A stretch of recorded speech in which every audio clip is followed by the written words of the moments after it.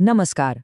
सदियों तक मुगल साम्राज्य ने इतने बड़े भूभाग पर इतने सारे लोगों पर राज किया और ये कोई इत्तेफाक की बात नहीं थी।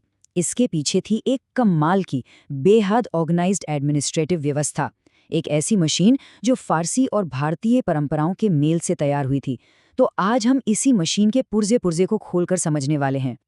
तो सवाल यही उठता है कि एक अकेला बादशाह लाखों लोगों के इतने विशाल और अलग-अलग तरह के साम्राज्य को आखिर कंट्रोल कैसे करता था।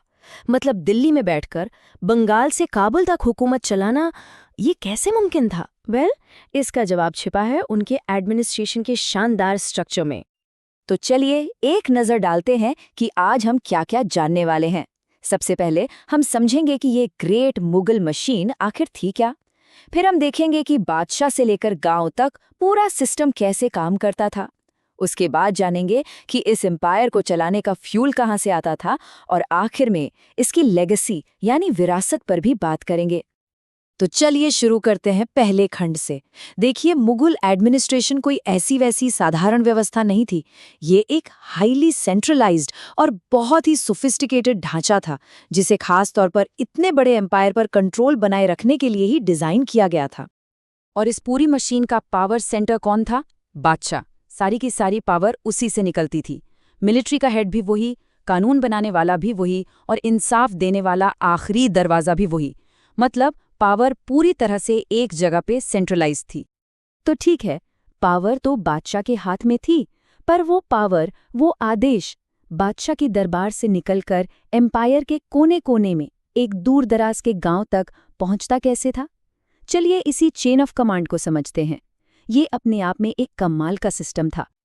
अब देखिए, बादशाह ये सब अकेले तो नहीं कर सकता था, है ना? उसके पास थी एक कोर टीम, उसके सबसे खास मंत्री, जैसे कि वजीर या दीवान, जो समझिए कि प्राइम मिनिस्टर और फाइनेंस मिनिस्टर दोनों का काम देखता था। फिर था मीर बख्शी, ये मिलिट्री डिपार्टमेंट का हेड था। मतलब सेना में भर्ती से लेकर सैलरी तक सब इसके जिम्मे। सदरुस सुदूर धार्मिक मामले देखता था। मीर समान रॉयल घर और कारखानों का इंचार्ज था। और काजी उल कुज़त, वो था चीफ जस्टिस। सबका काम एकदम क्लियर कट बटा हुआ था। अब जरा इस स्ट्रक्चर को देखिए। ये दिखाता है कि जमीनी लेवल पर एडमिनिस्ट्रेशन कैसे काम करता था।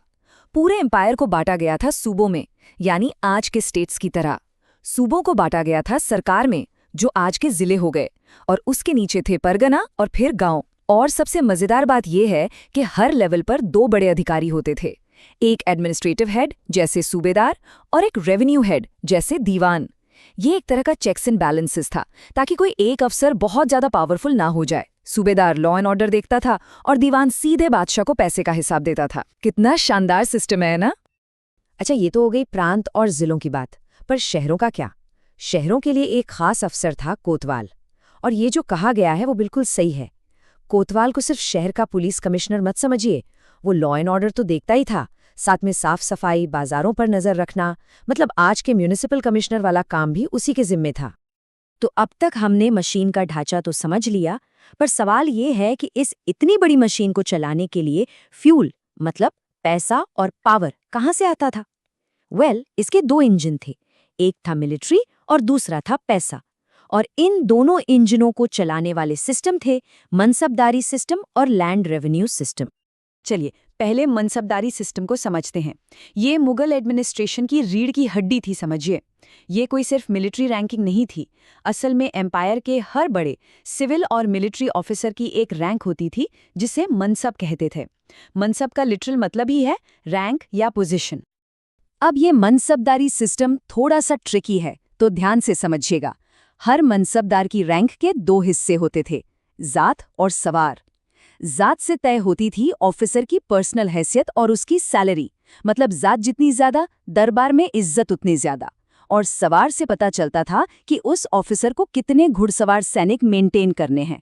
तो एक तरह से जात था आपका स्टेटस और सवार थी आपकी मिलिट्री रिस्पॉन्सिबिलिटी। सिंपल। तो ये तो हो गई मिलिट्री की बात, पर इस पूरी मशीन को, इन मनसबदारों को सैलरी देने के लिए इंजन को फ्यूल तो चाहिए, है ना? और वो फ्यूल आता था जमीन से। जी हाँ, साम्राज्य की इनकम का सबसे बड़ा सोर्स था लैंड रेवेन्यू, यानी जमीन पर लगने वाला टैक्स। तो सवाल ये है कि टैक्स था कितना? जवाब है 1/3 यानी फसल की कुल पैदावार का 1/3 हिस्सा। और सुनिए, ये कोई अंदाजे पर तय नहीं होता था।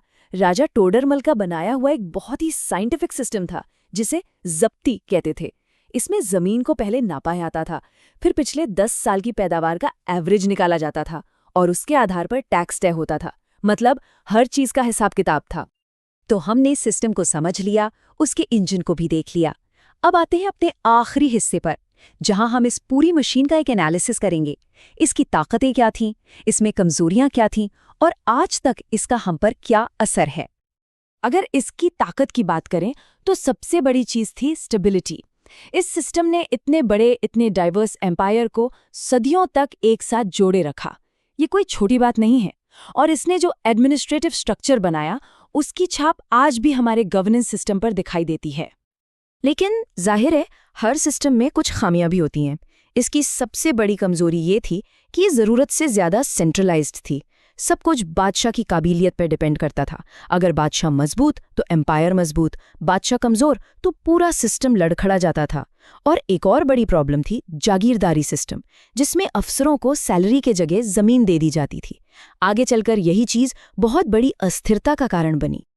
तो आखिर में सवाल यही रह जाता है, क्या मुगल एडमिनिस्ट्रेशन एक brilliantly designed, well oiled machine थी, या फिर एक ऐसा नाजुक विशाल ढांचा था जो अपने ही वजन के नीचे दबने के लिए बना था? शायद जवाब इन दोनों के बीच में कहीं छिपा है। इस पर सोचिएगा ज़रूर।